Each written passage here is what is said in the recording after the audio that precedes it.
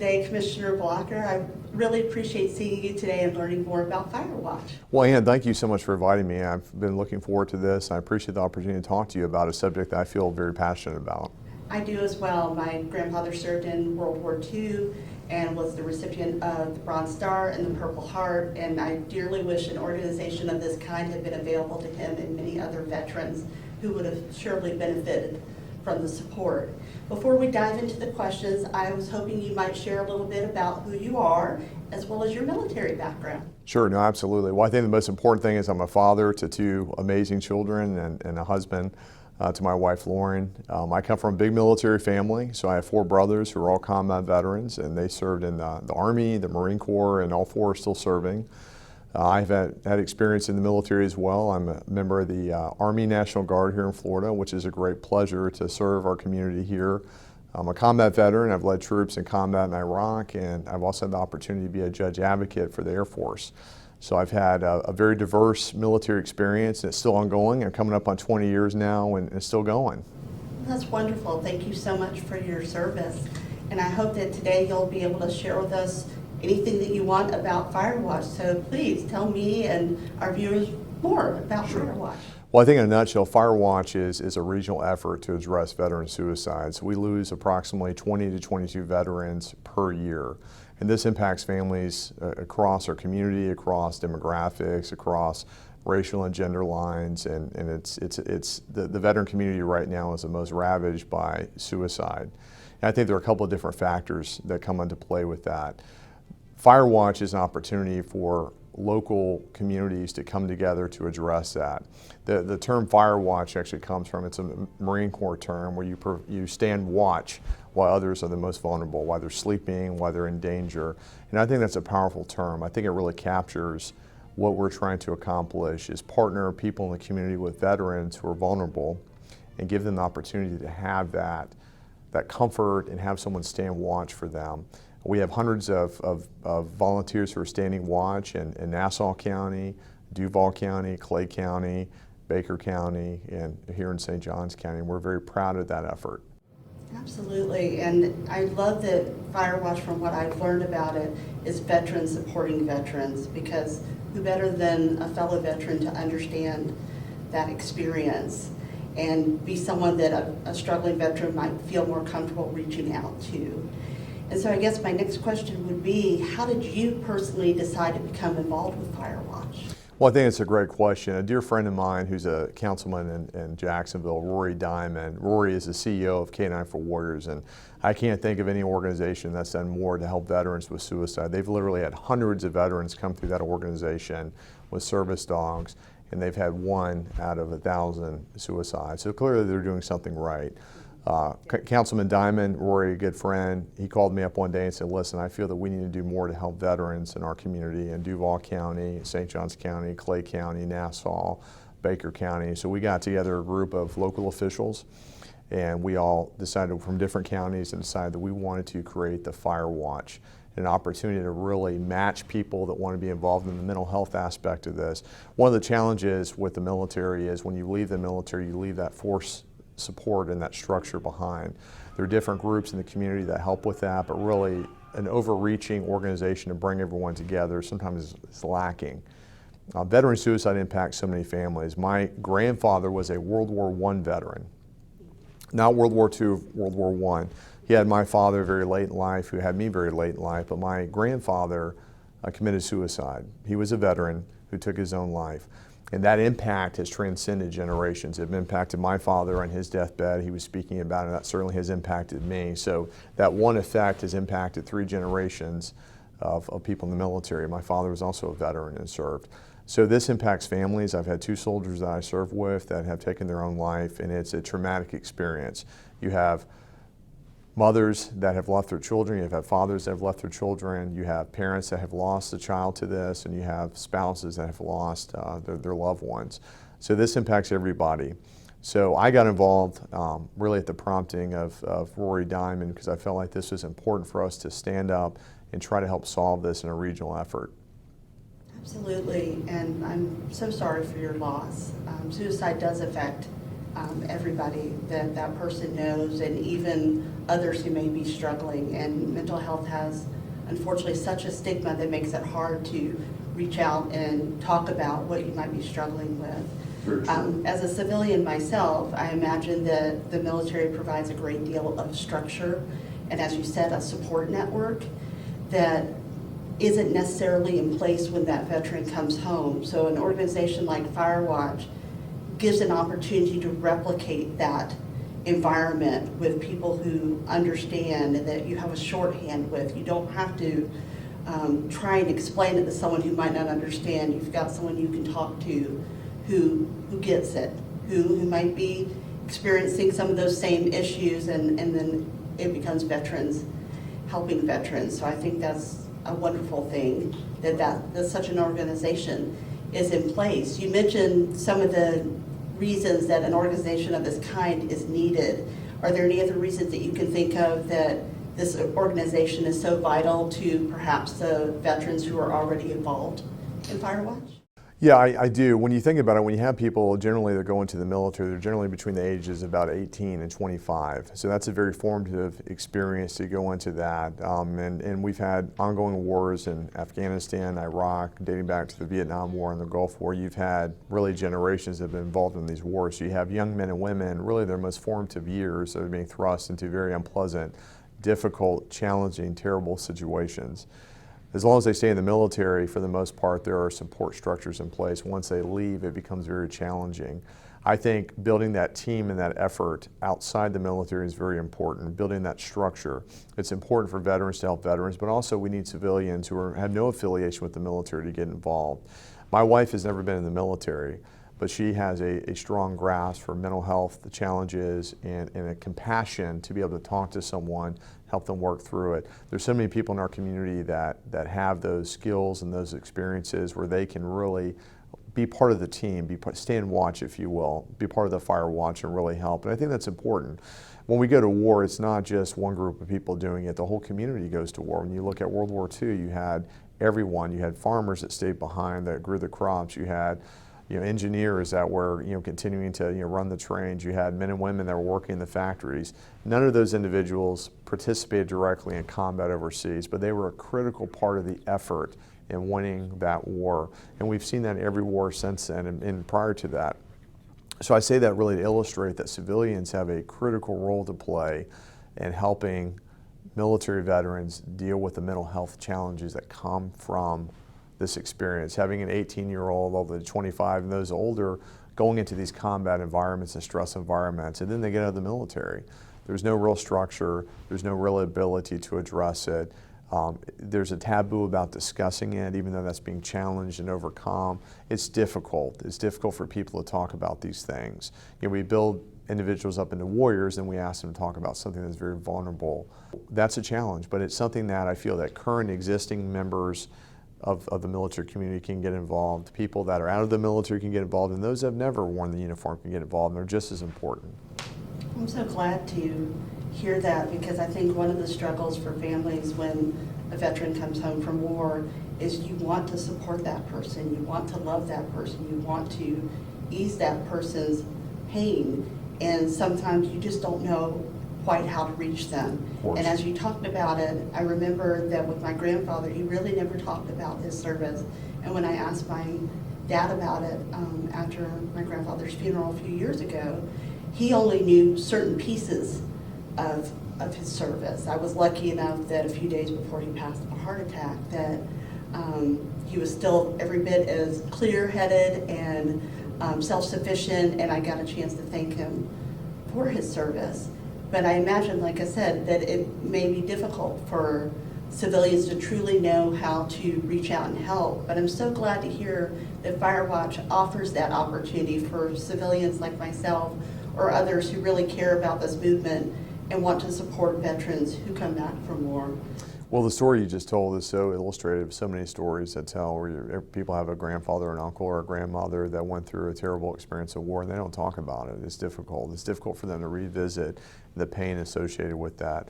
That's why I think it's so important for people in our community who have never worn the uniform to step forward, because talking about those experiences, using their own unique experiences to talk and help people work through that. Sometimes just listening is important. and just absorbing that. And I think the story you share from your family is very illustrative of what many, many people probably in the community feel. And it's interesting how, as a civilian, I could be very proud of him being awarded the Purple Heart and the Bronze Star, but I imagine from his perspective, it's probably a painful thing to remember, because to have gotten those acknowledgments meant that something really dramatic and scary and intense happened as a result, something that you wouldn't want to revisit. Like you said, what also struck me about what you were sharing about Firewatch and about supporting veterans in their mental health is, as they come back from active duty and try to reintegrate into society, you can't go back. You can't go back to the person you once were. You have to be this new person. And there's not necessarily a structure in place that allows you to do that. And I love that Firewatch addresses mental health, because as I said, there is a stigma. I myself personally have struggled with mental health, as have some of my relatives who struggle with depression.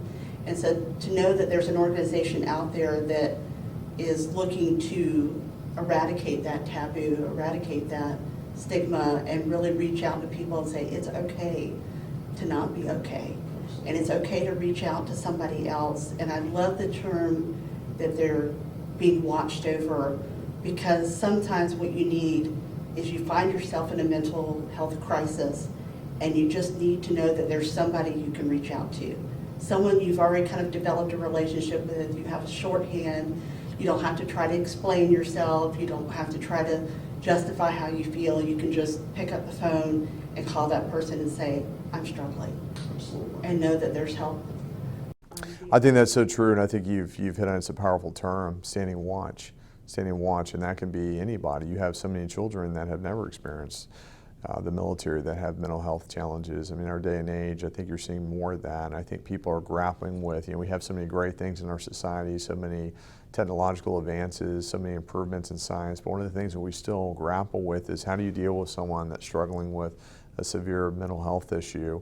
How do we remove the stigma of that, and how do we help them? How do we talk them through that? How do we show them the support that they need? That's something that we really wrestle with, apart from the veteran suicide part of it. So I think you've really hit on some key points that are important.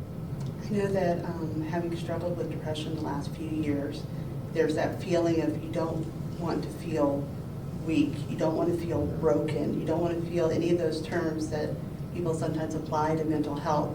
And I can only imagine that it's that much more extreme a feeling with someone who's served, because that seems like the antithesis of going off to war. War is portrayed as you're so brave and you're so strong, and to come back and feel like in some way you're admitting that you're not, that's a real challenge. So again, I really appreciate what Firewatch is out there and is doing, and is inviting both veterans who can support other veterans, and struggling veterans, and civilians like myself to become involved, and how much that must help the families, because that takes the relief off of the spouse and off of the children to feel like their mom or dad or aunt or uncle or grandfather or grandmother is getting the support that they so richly deserve, and gets a chance to live their life again the way that they want to. Well, I think that's so true. Not all wounds of war are visible. Not everyone that's been impacted by war or these experiences, has a visible scar. Sometimes they're internal, and sometimes you have to get inside and help them and show them that love and compassion. I think that those are the key words: is love and compassion, and also camaraderie. The camaraderie. People, when they're grouped together and feel they're part of a team, they want to work for the team. They want to work for everyone involved. They want to be a part of something bigger and a higher purpose. And what greater calling than to help those that are in need? Absolutely. And especially allowing yourself to become vulnerable enough to open up about how you're feeling, and that trust. And I imagine that speaking to either other veterans who can relate, or to people who very much have a great passion for helping veterans, allows for that vulnerability to be possible, to let out those feelings. And my hope is that since this is an organization the only one of its kind in the nation, that other communities here in Florida and in other states will consider having an organization of this kind that is supportive of veterans and is trying to prevent veteran suicide. Has there been any talk about having other chapters of this organization in Florida or expanding its reach? Yes, absolutely. I think it's still fairly new, and I think the COVID pandemic probably, people stopped gathering in groups, so that put somewhat of a damper on this.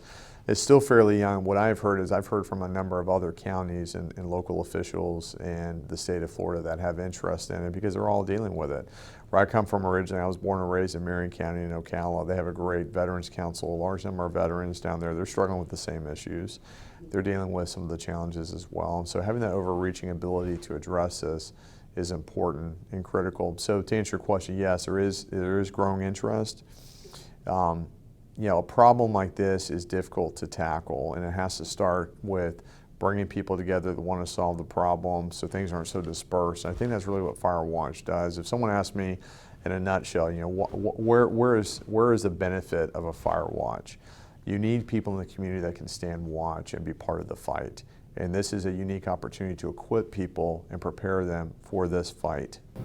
Absolutely, and acknowledge that there is a fight, Absolutely. That it's a real thing, that it's not just you just come home from war and why can't you just reintegrate into society, that's a process and it's a struggle, and there is support needed, and that mental health struggles are real. So I'm so glad to hear that it's expanding its reach and that people are catching on and saying, hey, this is something really important, and this is something that we can do. We can reach out to our community and find ways to help veterans. So I'm really glad to hear that Firewatch may go beyond St. Johns County, but that's certainly really special to St. Johns County, especially celebrating our 200th anniversary this year.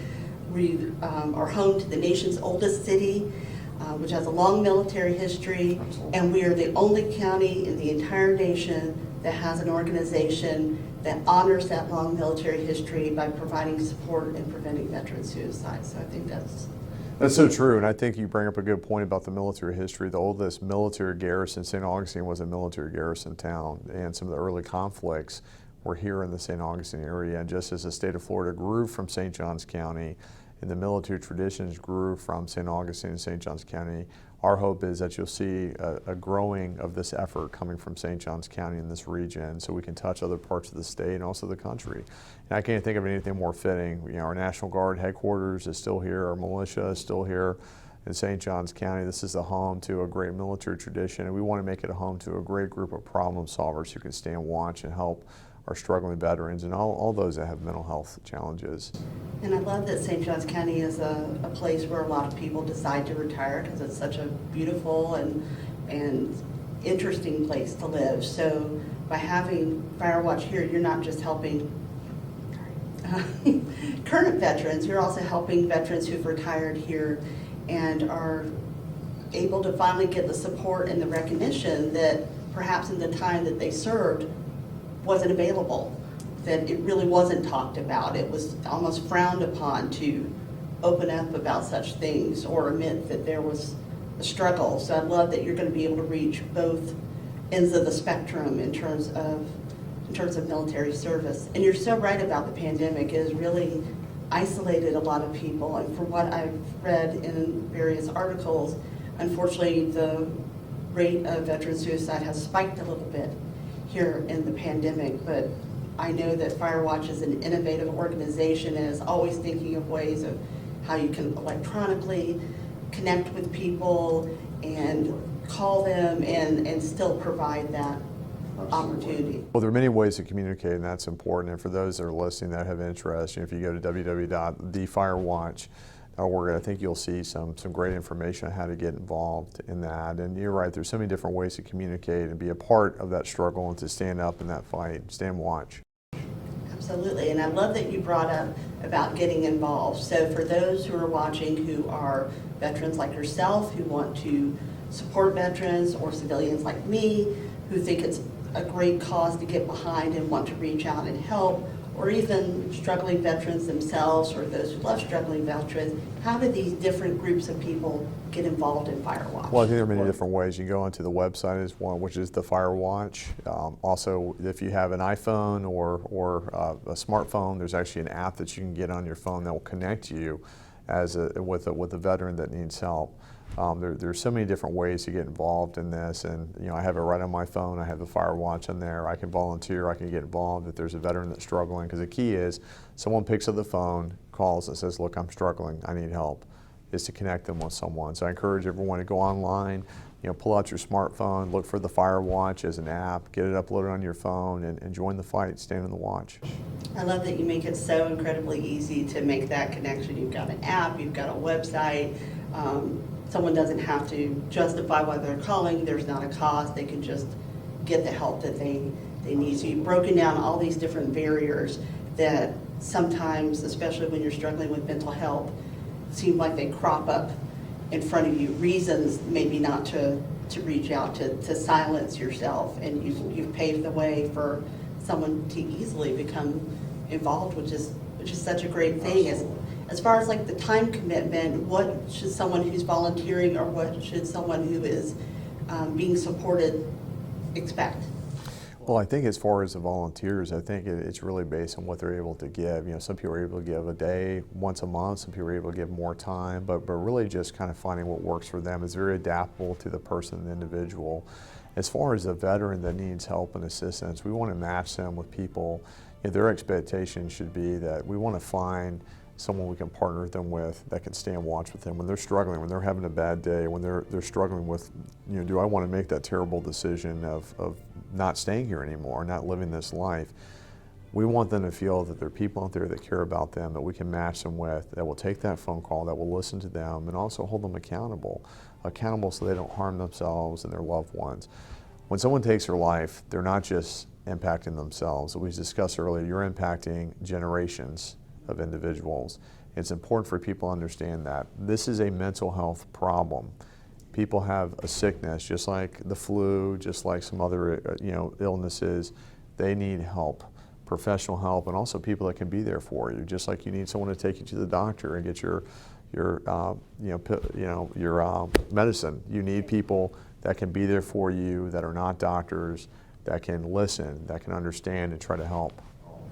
Absolutely, because having struggled with depression myself, I know that one of the things that depression does is it silences you, it shuts you down, it isolates you. That's how it thrives, that's how it lives.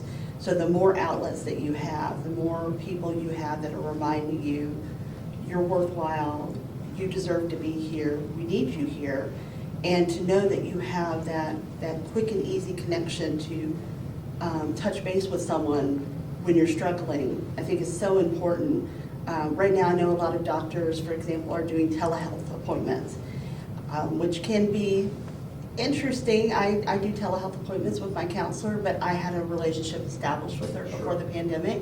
So to start that off as your first thing would be challenging. So to know that you're going to connect with someone who has a passion specifically for veterans, and in the instance of you and other veterans like you, have that shorthand to that experience. That just makes it so much easier to feel like you can just connect right away and know that there's someone out there looking out for you. And as you said, making you accountable, making you ask yourself, hey, is this really what you want to do? Is this something that we can talk about, something that we can work through? And I love that Firewatch and that you don't minimize what mental health is, that it is the same as going to the doctor because you have a broken arm. You're not going to lay in your bed with a broken arm and just say, well, my arm's broken, I guess I'll just see if it happens to heal. Right. You would go to the doctor. You wouldn't think twice about that. But for some reason with mental health and it being in your head and it being brain chemistry, a real thing, that for some reason that's different. So I like that Firewatch is breaking that stigma.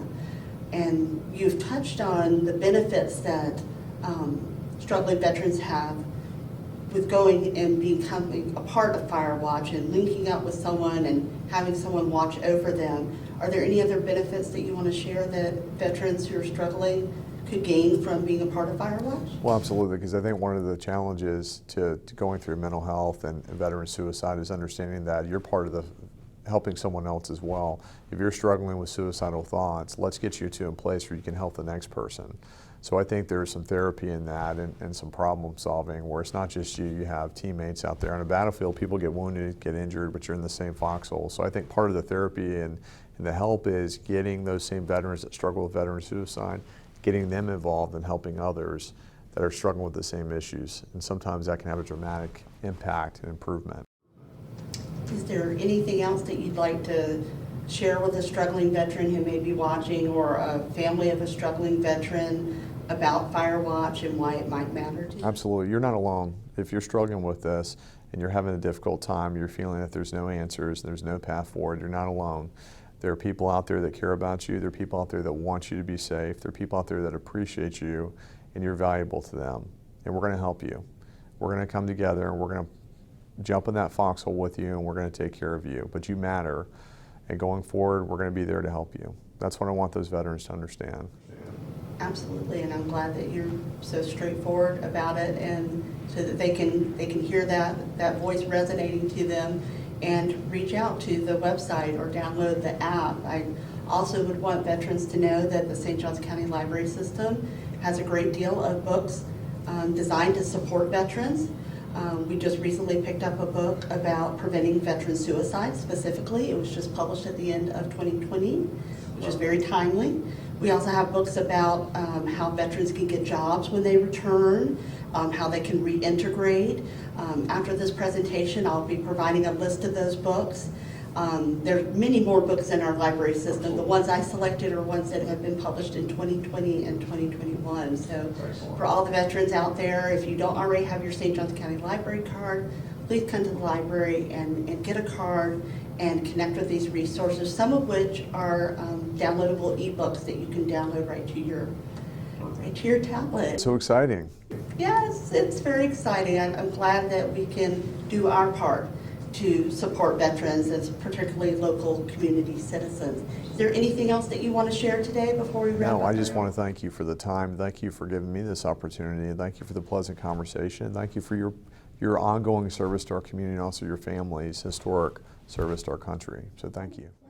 Thank you. I appreciate that. And I appreciate you giving me your time today and for your service and being so dedicated both to mental health and to struggling veterans. And I hope those that are watching that are struggling, or families that love someone who is struggling, will reach out and get the help and support they so richly deserve. Thank you.